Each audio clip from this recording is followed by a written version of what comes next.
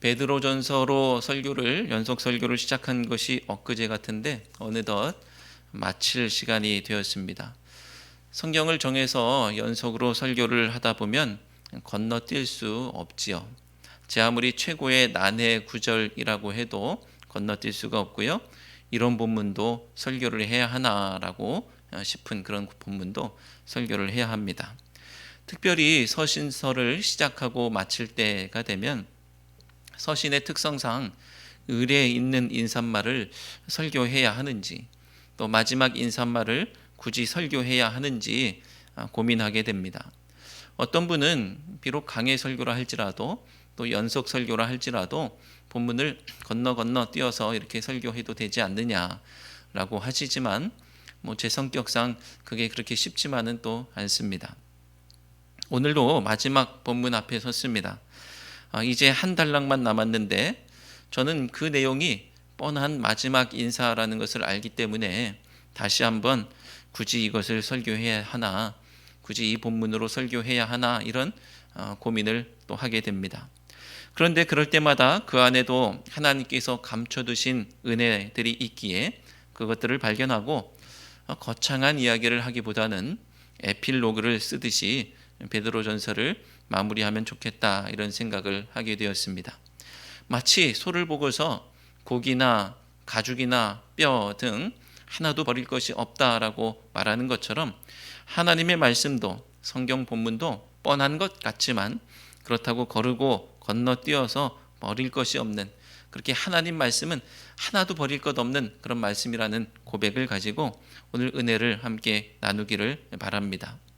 본격적으로 들어가기 앞서서 먼저 실루아노라는 사람에 대해서 짚고 넘어가야 될 것 같습니다. 오늘 12절 상반절 말씀을 함께 읽도록 하겠습니다. 12절 상반절.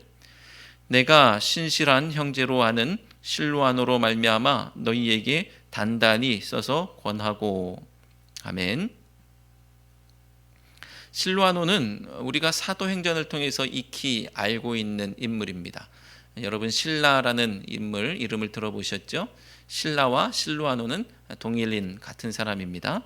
신라는 유대인들이 쉽게 아람식으로 그대 유대식으로 불렀던 이름이라고 한다면 실루아노는 로마식 이름인 것이죠. 베드로는 이 서신을 실루아노로 말미암아 써서 권하고 있다라고 합니다. 얼핏 보면 베드로는 말로 구술하여서 불러주고 실루아노가 그것을 대필 써서 기록하고 있는 것이 아닌가 싶지만 이 본문에 대한 해석도 분분합니다. 그래서 베드로의 권위 안에서 실루아노가 전적으로 썼다라고 하는 견해도 있는가 하면 한편에서는 베드로가 다 썼고 실루아노 편에 이 서신을 전달하는 것 아니겠느냐라고 그렇게 보는 견해들이 있습니다.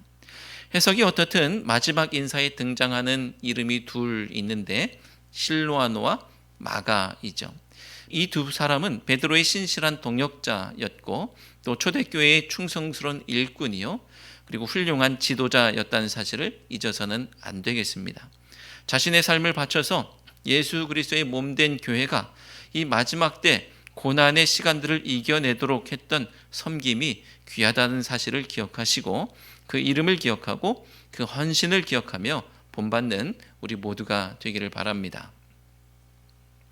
이제 서신을 맺는 뻔한 마지막 인사 같지만 그 속에 숨겨진 건너뛰고 걸을 수 없는 가르침에 대해서 살펴보려고 합니다. 첫째는 이 은혜에 굳게 서라 라고 말씀하죠. 이 은혜에 굳게 서라. 12절 하반절 말씀을 함께 읽도록 하겠습니다. 12절 하반절 말씀. 이것이 하나님의 참된 은혜임을 증언하노니 너희는 이 은혜에 굳게 서라. 아멘. 베드로는 서신을 통해서 하나님의 참된 은혜가 무엇인지를 지금까지 잘 전해왔고요. 그것을 실루아노를 통해서 권한다라고 말씀하고 있습니다. 자, 그렇다면 베드로가 전한 하나님의 참된 은혜가 무엇일까요? 베드로전서를 설교하면서 주요 뼈대로 잡고 수차례 반복해서 말씀을 드렸기 때문에 잊을 수 없는 표현이 있습니다. 주님의 아름다운 덕, 주님의 아름다운 덕, 바로 이것이 하나님의 참된 은혜인 것이죠. 그 내용이 베드로전서 2장 9절과 10절 말씀에 나오고 있습니다. 베드로전서 2장 9절 10절 말씀을 제가 읽어드리겠습니다. 그러나 너희는 택하신 족속이요 왕 같은 제사장들이요 거룩한 나라요 그의 소유가 된 백성이니 이는 너희를 어두운 데서 불러내어 그의 기이한 빛에 들어가게 하신 이의 아름다운 덕을 선포하게 하려 하심이라. 너희가 전에는 백성이 아니더니 이제는 하나님의 백성이요 전에는 긍휼을 얻지 못하였더니 이제는 긍휼을 얻은 자니라. 아멘. 이 말씀에 근거할 때 하나님의 참된 은혜가 무엇이냐? 어두운 데 있던 우리를 빛 가운데로 들어가게 하셨다는 그 은혜입니다. 백성이 아니었던 사람이 하나님의 백성 된, 하나님의 백성 삼으시는 그 은혜를 말하는 것이죠. 긍휼을 얻지 못했던 사람이 긍휼을 얻는 것, 하나님이 그렇게 우리를 긍휼히 여겨주시는 그것이 은혜라는 것입니다. 쉽게 말해서 하나님의 은혜는 죽을 수밖에 없는 죄인을 살리시고 그를 하나님의 자녀로, 하나님의 백성으로 삼으시고 그를 하나님이 뜨겁게 끝없이 사랑하신다. 이것이 바로 하나님의 은혜인 것이죠. 이보다 더 큰 은혜가 어디 있으며 이보다 더 큰 복이 어디에 있겠습니까? 그리고 하나님께서 우리를 부르신 것은 바로 그 은혜, 하나님의 아름다운 덕을 선포하게 하기 위해서 부르셨다고 하죠. 지금까지 어떻게 하면 그 은혜와 덕을 잘 선포할 수 있는지를 말씀했습니다. 세상 권세와 제도, 또 세상의 주인, 믿지 않는 남편이나 아내, 그 관계 안에서 비록 고난이 있다 할지라도 선을 행하고 겸손할 것을 요청했지요. 자, 그것이 아름다운 덕을 선포하는 방법이라는 거예요. 그런데 주님의 아름다운 덕은 이 방법을 알면 잘 선포할 수 있는 것일까요? 제 아무리 방법을 알고 기술을 안다 할지라도 자기 자신이 그 은혜에 잠겨 있지 않으면, 그 은혜 가운데 깊이 잠겨 있지 않으면 그 은혜를 선포할 수가 없는 것입니다. 물론 은혜 없이도 껍데기로 할 수 있을 겁니다. 하지만 역사하시는 분은 하나님이시기 때문에 내가 전하는 말에 생명이 없고 능력이 없어요. 껍데기이기 때문에 그런 것이죠. 은혜 없이 신학교를 졸업하고 목사 노릇 할 수도 있을 겁니다. 학교에서 배운 것도 있고 현장에서의 들은 풍월도 있기 때문에 그럴듯한 목사가 될 수도 있겠죠. 그런데 그가 은혜를 몰라요. 그러면 어떤 일이 벌어지느냐? 은혜를 모르는 목사는 율법만 선포할 수밖에 없겠죠. 해야 된다, 하지 말아야 된다, 이러면 벌 받고 저러면 상 받는다, 이런 얘기, 나쁜 것은 아니지만 이것만을 전할 수밖에 없는, 거기에 은혜가 없는 메시지만 전할 수밖에 없는 겁니다. 용서도 없고 사랑도 없죠. 종교를 만들어서 목사 노릇 했는지는 모르지만 하나님이 함께 하시는 은혜, 그 은혜의 전도자가 될 수는 없는 것입니다. 그가 하나님의 은혜에 충만히 잠겨 있지 않기 때문에 그런 것이죠. 그래서 베드로는 그런 일이 없어야 하겠기에 마지막 인사로 서신을 닫는 마당에도 이와 같이 권면하는 것입니다. 너희는 이 은혜에 굳게 서라. 저는 이 말을 이렇게 풀어봅니다. 너희가 흔들릴 때마다 이 은혜를 생각하라. 은혜가 없으면 흔들릴 수밖에 없지요. 본질을 놓치면 또 흔들릴 수밖에 없습니다. 우리는 무언가 잘못됐다는 것을 깨닫게 되는 순간 어디서부터 어떻게 잘못됐는지를 돌아보면서 그 본질을 놓치고 있지는 않은지 점검하고 돌아보게 되죠. 그렇게 다시 본질로 돌아가게 됩니다. 고난의 순간을 지날 때 시련과 핍박과 관계의 문제 안에서 우리는 흔들리기도 합니다. 그럴 때 하나님은 문제 해결에 집중하는 것이 아니라 먼저 하나님과의 관계에 집중하라고 말씀하세요. 먼저 은혜 안에 거하라고 말씀하고 계십니다. 내가 은혜 안에 거하고 있는지 아닌지를 돌아보고 만약에 거기서 벗어났다고 한다면 이 은혜에 든든히 서라고 말씀하고 계시는 거예요. 그러면 어떤 시련이 있어도 무슨 일을 만나도 흔들리지 않고 굳게 설 수 있는 줄로 믿습니다. 하지만 기억하실 것은 우리 인생의 목표는 흔들리지 않는 것이 아니에요. 내 인생은 흔들리지 않기 위해 사는 것이 아닙니다. 우리의 목표는 비록 흔들린다 할지라도 이 길을 끝까지 걷는 것이죠. 다만 주님 가라 하시는 그 길을 끝까지 걸어야 하기에 흔들리지 않고 굳게 서야 하는 것입니다.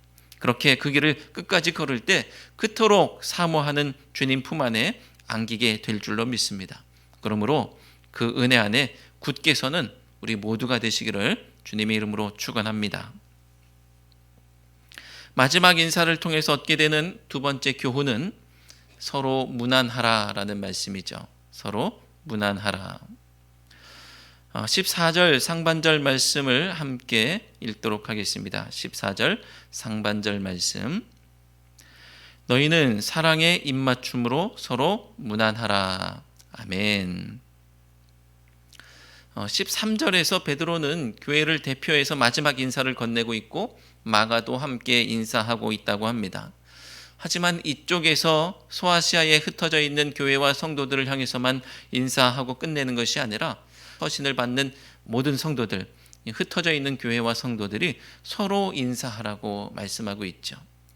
인사라는 것이 뭐가 그리 대단하기에 이 마지막에 놓칠 수 없는 가르침이라고 말씀하는 것일까요? 사실 인사는 요즘을 사는 성도들에게도 중요한 덕목인 것은 사실입니다. 인사만 잘해도 먹고 산다는 주장을 하시는 분도 계시는 만큼 인사 잘해서 손해볼 것은 없겠죠. 하지만 베드로가 전하는 인사에 대한 교훈은 일상적인 삶의 자리에서의 교훈이 아닙니다. 초대교회의 박해 상황 속에서 생과 사를 넘나드는 현장에서의 교훈인 것이죠. 러시아가 우크라이나를 침공하고서 한동안 인터넷을 통해서 우리가 볼 수 있었던 모습들이 있습니다. 가족들이 헤어지면서 마지막 인사를 건네는 모습이었죠. 여성과 아이들은 국경을 넘을 수 있었지만 남성들은 징집 대상이었기 때문에 나라를 지키기 위해서 헤어지는 그런 모습들이 많이 있었습니다. 그래서 부부가 서로 부둥켜 안고 또 아버지가 자녀들과 안고 다시 만날 것을 기약하면서 건강하라고 꼭 만나자고 살아있으라고 인사를 나누는 모습을 볼 수가 있었습니다. 그 인사가 어떤 것이었을까요? 덤덤한 것이었을까요? 그렇지가 않죠. 애절한 인사였을 것입니다. 인사가 그렇게 애절할 수 있다는 것을 영상을 통해서 볼 수가 있었습니다. 이렇듯 초대교회 당시 성도의 만남과 헤어짐은 기약이 없는 것이었고 또 그들의 인사는 뜨거운 것이었습니다. 그들은 아직 사랑할 수 있을 때 사랑하며 안부를 물었던 것이죠. 이렇듯 마지막 인사를 건네는 베드로의 마음 또한 뜨겁고 그리고 서신을 읽고 있는 성도들의 마음도 동일하게 뜨거웠을 것입니다. 우리에게는 서로 사랑할 수 있는 시간이 얼마나 남아 있을까요? 나에게는 사랑할 시간이 많이 남아 있는지는 몰라도 내가 사랑해야 할, 내 사랑을 받아야 할 그분의 시간은 많이 남아 있지 않을 수도 있을 것입니다. 그러니 아직 사랑할 수 있을 때 뜨겁게 사랑하는 것입니다. 우리에게 바다는 어느 순간부터 평생 언제 다시 볼 수 있을지 알지 못할 바다이고요. 내가 지금 보고 있는 산, 내가 지금 오르고 있는 그 산도 내가 다음에 언제 다시 오를 수 있을지 모르는 그런 마지막 산이 될 수도 있는 것이죠. 우리에게 이 아름다운 봄날은 내년을 기약할 수 없는 마지막 봄날이 될 수도 있는 것입니다. 그러니 아직 사랑할 수 있을 때 뜨겁게 사랑하는 것입니다. 오늘 찬송가 221장을 함께 불렀습니다. 오늘 말씀과 연결되는 내용이 있기 때문이기도 하지만 221장을 부른 또 다른 이유는 그 가락이 찬송가가 개편되기 전에 통일 찬송가 280장하고 동일한 멜로디이기 때문에 오늘 그 이유로 불렀습니다. 18세기 영국에서 감리교회를 처음 시작하신 존 웨슬리 목사님은 해마다 연회를 개최했는데 각자의 삶의 자리에서 맡겨주신 사명을 감당했던 성직자와 평신도 설교가 그리고 리더십들이 한 자리에 모여서 그들을 모아서 신앙을 점검하고 무엇을 가르치고 어떻게 가르치고 무엇을 해야 하는지, 즉 교리와 규율과 실천을 숙고하도록 했습니다. 그렇게 연회로 모일 때마다 이 찬송을 개회 찬송으로 불렀다고 합니다. 그 이유를 가사를 통해서 추측해 볼 수가 있습니다. 통일 찬송가 280장은 이렇게 시작하는데요. 생전에 우리가 또다시 모였네, 예수의 보호하심을 다 찬송하리라. 자, 영어로 된 가사를 보면 더 잘 이해할 수가 있습니다. 영어로 된 가사는요, 그 다음 가사인데요. 우리가 아직도 살아 있습니까? 그리고 서로의 얼굴을 보고 있습니까? 그렇다면 은혜를 주시는 예수님께 영광과 감사를 올려드립시다. 감리교회의 복음 전도자들은 다시 모일 수 있는 것, 다시 만나서 서로의 얼굴을 볼 수 있는 것이 예수님께 영광과 감사를 올려드릴 이유라고 말씀하고 있어요. 왜 그러냐면 그들이 걷는 이 사명의 길이 순탄치만은 않았기 때문에 그렇습니다. 전에 웨슬리 목사님에게 돌이 날아드는 것이 너무나 일상적인 일이었다라고 말씀드렸던 것처럼 감리교회의 복음 전도자들도 박해와 고난의 현장에서 사명을 감당했고 실제로 복음을 전하다가 죽는 사람들이 많이 있었다고 합니다. 그러니 연회로 모여서 아직도 살아있는 서로를 뜨겁게 끌어안고 인사하고 다시 재무장하고 복음 전도의 현장으로 죽으러 나가는 그 자리가 그렇게 감격스러울 수밖에 없는 것이죠. 그들이 다시 파송받아 현장으로 나갈 때 서로가 서로를 다시 볼 수 있을 것이라는 확신이 없는 거예요. 천국에서나 다시 볼 수 있는 그 얼굴을 보면서 마지막으로 뜨겁게 인사하는 것입니다. 그러니 사랑할 수 있을 때 사랑할 수밖에요. 그러니 그들의 인사가 그렇게 뜨거울 수밖에요. 베드로도 지금 소아시아에 흩어진 교회와 성도들을 향해서 복음 전도의 최일선을 살 것을 요청하고 있고, 그리고 사명에 살고 사명에 죽을 것을 요청하고 있고, 사랑할 수 있을 때 사랑할 것을 요청하고 있고, 서로가 서로를 돌아보며 서로에게 힘이 되어주고 잡아주고 끌어줄 것을 요청하고 있는 것입니다.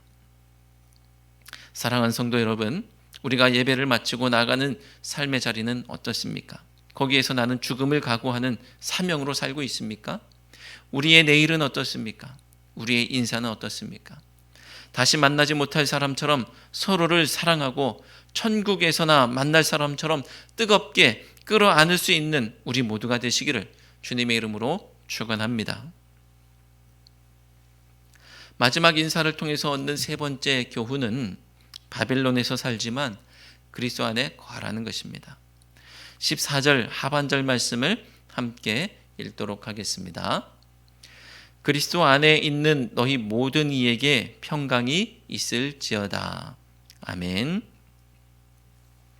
13절 말씀을 보면 택하심을 받은 바벨론에 있는 교회가 무난한다라는 말씀을 하고 있습니다. 베드로 전서를 받는 교회와 성도들에게 힘을 주고 격려하기 위해서 베드로는 그들의 형제된 교회 공동체들이 함께 서 있음을 보여주고 있습니다. 바벨론에 있는 교회라고 했는데 바벨론은 이미 멸망하고 없는 나라죠. 지금 그들을 통치하는 세력은 로마입니다. 로마. 요한계시록도 그렇고요. 오늘 본문도 그렇고 로마 제국을 직접 언급할 수 없기 때문에 바벨론이라고 지칭하는 것을 보게 됩니다. 성경의 기자들은 교회가 맞서야 했던 거대한 악을 바벨론이라고 묘사하고 있습니다. 그리고 소아시아에 흩어져 있는 교회와 성도들도 모두 다 바벨론에 살고 있죠. 그리고 베드로전서를 받는 이 성도들도 마찬가지입니다. 바벨론에 다 살고 있습니다. 오늘 본문은 내가 물리적으로 어디에 살고 있는지에 대해서 묻는 것이 아니라 영적으로 어디에 서 있는지를 묻고 있습니다. 바벨론에 있는 것과 그리스도 안에 있는 것은 큰 차이가 있죠. 바벨론에 있으면 힘들겠죠. 그런데 그리스도 안에 있으면 힘이 날 겁니다. 이것은 그리스도 안에 있으면 내 삶에 바벨론이 없어질 것이라는 얘기는 아니에요.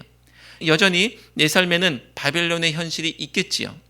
하지만 내 영혼이 은총 입고 그리스도 안에 있으면 그 어디나 하늘나라가 되기에 중요한 것은 내가 그리스도 안에 있느냐라는 것입니다. 비록 내 발은 세상을 딛고 살지만 하늘을 호흡하며 살아야 합니다.